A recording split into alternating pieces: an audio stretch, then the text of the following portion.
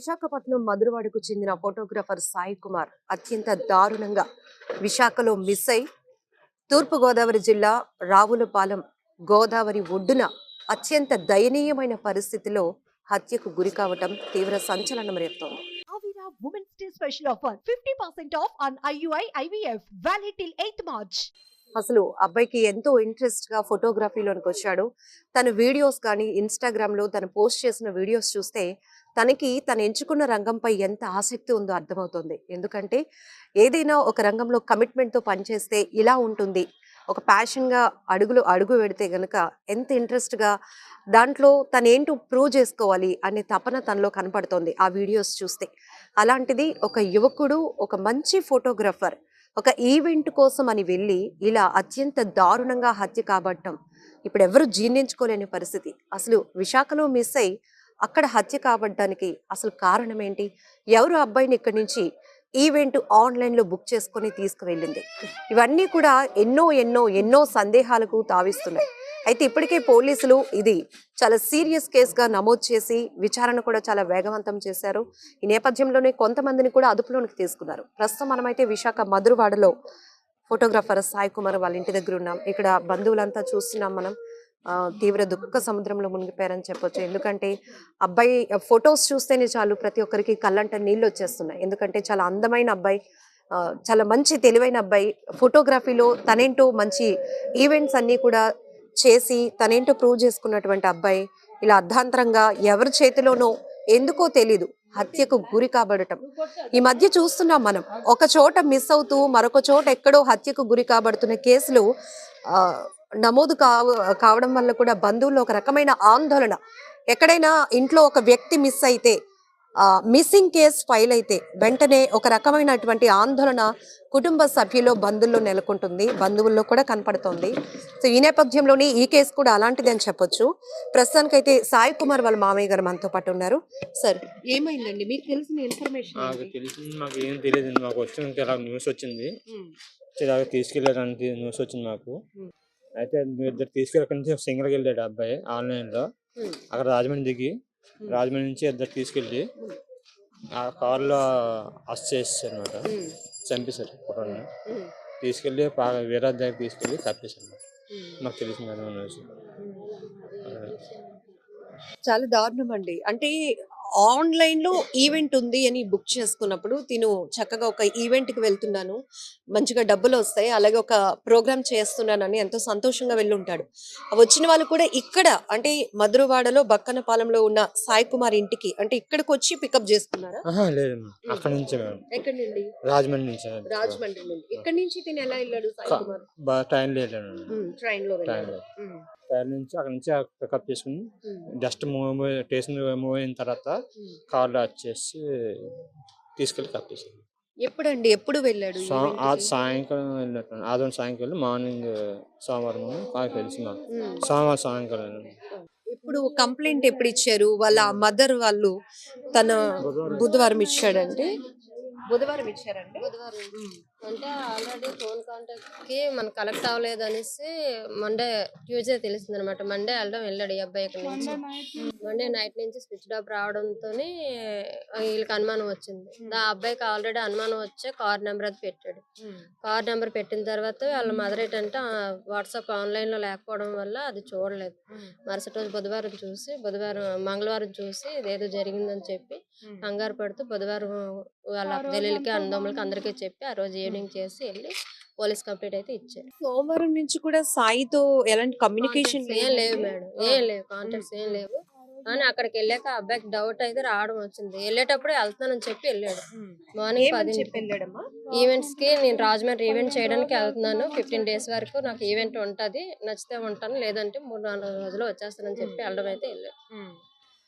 15 రోజులు ఈవెంట్ అంటే ఒక్కరు వెళ్ళి టేక్ చేయరు. జనరల్ గా మాకున్న ఇన్ఫర్మేషన్ ఒక 2-3 సపోర్టింగ్ గా లైట్ సపోర్ట్ చేయడానికి గానీ ఇట్లా వెళ్తూ ఉంటారు. సాయి ఒక్కడే వెళ్ళాడా?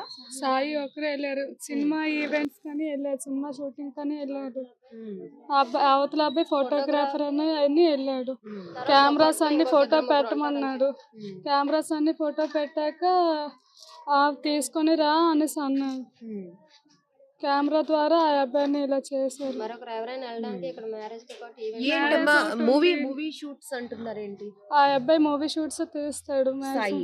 షార్ట్ ఫిల్మ్స్ అయ్యి ఆ అబ్బాయి అందులోనే తీస్తాడు. ఇప్పుడు షూట్ ఉందని పిలిచిన వాళ్ళతో ఇంతకు ముందు ఎప్పుడైనా సాయి పని చేశాడా? ఇదే ఫస్ట్ ఇదే ఫస్ట్ టైం. 1 month నుంచి చాటింగ్ ద్వారా కలిసారు ఆన్లైన్ లోను. ఇలాగా సినిమా షూటింగ్ అని చెప్పి వెళ్ళారు. చాటింగ్ ద్వారా అంటున్నారు ఏంటి? ఏ యాప్ లో? అంటే ఎవరండి అప్రోచ్ అయిన వాళ్ళు? ఎవరు అవతల పర్సన్స్?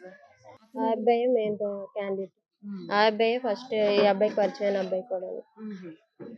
ఆ అబ్బాయి ద్వారానే వెళ్ళడం అయితే చాట్ చేసింది, పికప్ చేసుకుంది, ఇదంతా చేసింది కూడా ఆ అబ్బాయి. ఇక్కడ నుంచి మొత్తం అబ్బాయికి ఇలా ఈవెంట్ ఉందని చెప్పడం, చెప్పడం, ఆన్లైన్ లో chat చాట్ చేయడం, పికప్ చేసుకోవడం, చేసుకోవడం, రాజమండ్రి ఈ అబ్బాయి దగ్గర కెమెరాలను వాట్సాప్ లో ఫొటోస్ పంపించమని చెప్పడం, మాట్లాడడం, 26th ని తీసుకెళ్తాను బ్రో అని చెప్పి స్టార్ట్ చేసి పెట్టడం, మెసేజ్ పెట్టడం అన్ని సన్ముఖే. షణ్ముఖ్ తో పాటు ఇంకెవరైనా ఉండి ఉంటారు అని అనే అనుకుంటున్నారా? ఆలోచన ఈ అబ్బాయికి రాలేదు, కానీ ఉన్నారని ఆ అబ్బాయి అయితే నువ్వు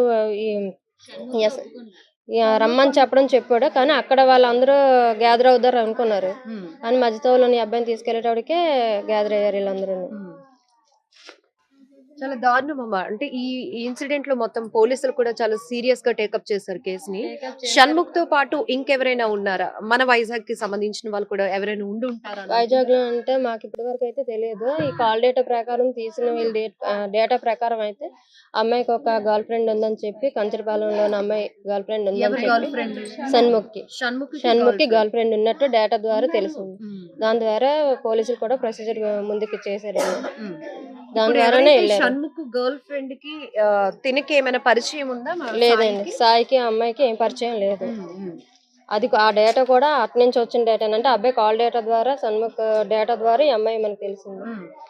నిన్న ఈవినింగ్ ఈ టైం అప్పుడు ఆ అమ్మాయి చెప్పకపోతే అసలు ఇదంతా జరిగినట్టు కూడా ఎవరికీ తెలియదు.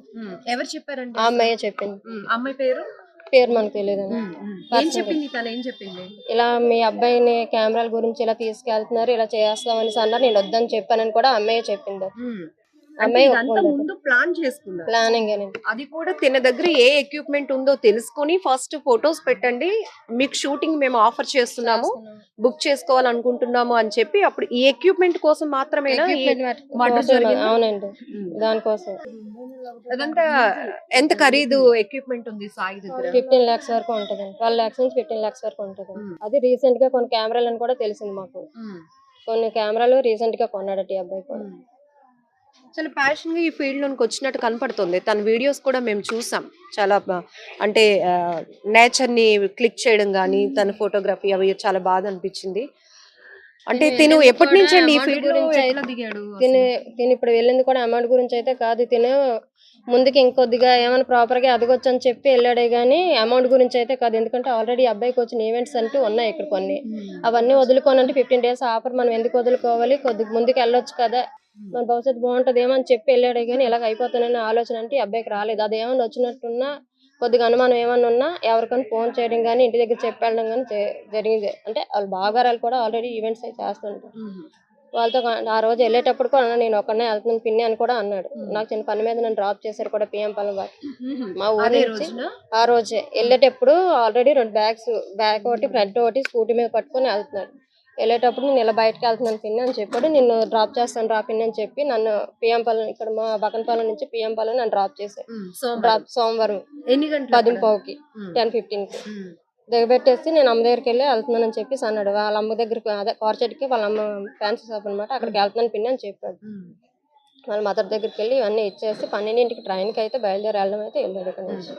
అంటే ఒకవేళ నా నెంబర్ అవ్వకపోతే ఈ నెంబర్ కి కాంటాక్ట్ చేయండి అని వాళ్ళ మదర్ కి ఎవరు ఇచ్చారని? అబ్బాయి ఇచ్చాడా? ఎందుకు ఆ డౌట్ తనకి వచ్చింది అంటే మేబీ మేము ఆలోచించిన అయితే ఆల్రెడీ కార్ డిక్కీలో పెట్టేటప్పుడు ఈ అబ్బాయికి ఏదో అనుమానం అయితే తోచింది.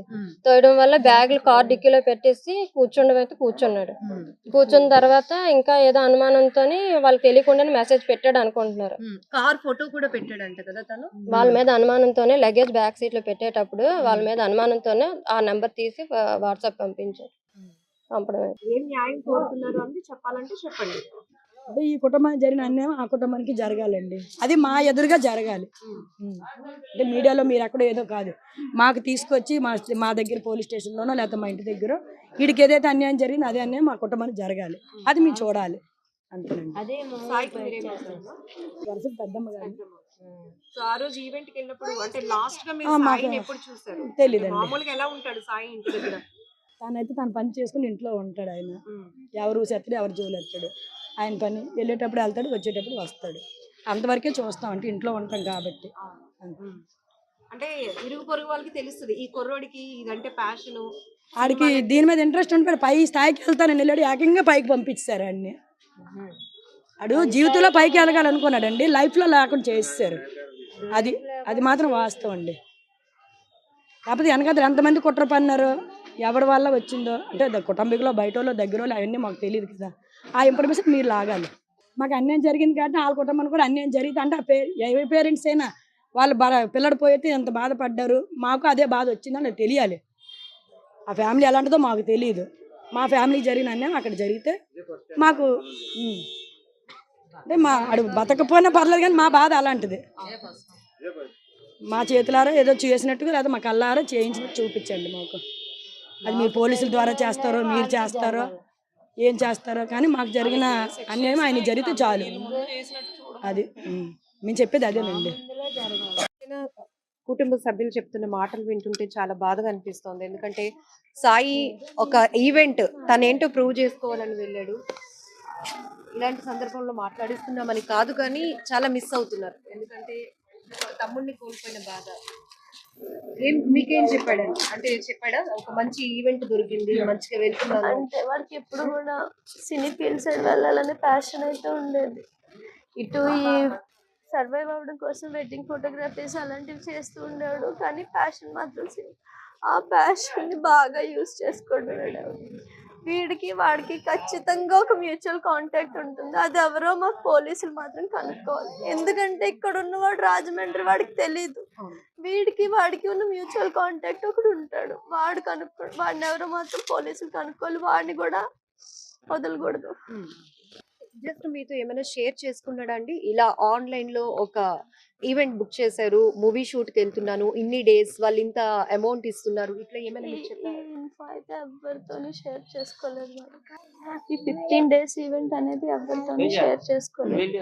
వేరే ఫోటోగ్రాఫర్ తో చెప్పాడు 15 days వేరే ఈవెంట్ కి వెళ్తాను. ఎందుకంటే వాడు జనరల్ గా వాడి ప్రొఫెషన్ రిలేటెడ్ ఎవరితోని పంచుకోడు. ఏదైనా నేను చేసిన తర్వాత చెప్తాను, నేను చేయకముందు చెప్పుకోను, నేను చేసిన తర్వాత చెప్తాను, అవుట్పుట్ చూసి నన్ను అందరూ మాట్లాడాలి అనే మైండ్ సెట్.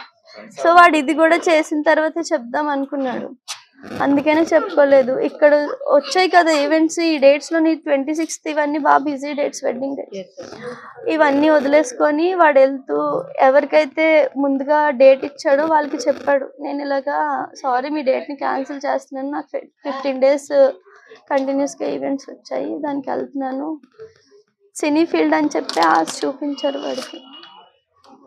మీకేమైనా ఇంకా అంటే పోలీసుల నుంచి ఒక క్లారిటీ ఎక్స్పెక్ట్ చేస్తున్నారండి?